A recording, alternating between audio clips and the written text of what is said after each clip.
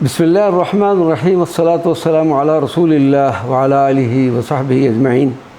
معزز ناظرین و سامعین کرام، السلام علیکم ورحمۃ اللہ وبرکاتہ۔ آج ہم ترتیب بار کتاب گلدستہ درود و سلام کا مختصر تعارف پیش کریں گے۔ حضرت علامہ قاضی یوسف اسماعیل نبہانی رضی اللہ تعالی عنہ کی دو کتب مبارکہ افضل الصلوات علی سید السادات اور سعادت الدارین فی الصلاۃ علی سید الکونین کو عرب و عجم میں لافانی ولا زوال شہرت حاصل ہوئی۔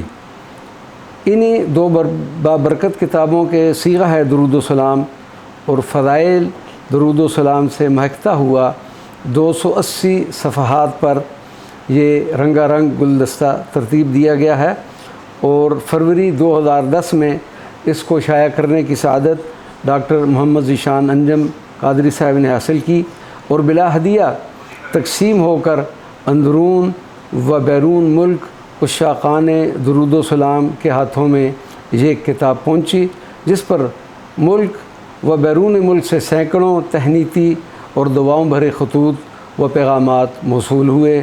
الحمدللہ اب تک اس کتاب کے کئی ایڈیشن شائع ہو کر بلا ہدیہ تقسیم ہو رہے ہیں۔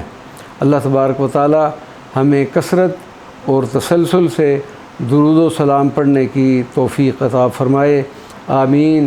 والسلام علیکم ورحمۃ اللہ وبرکاتہ۔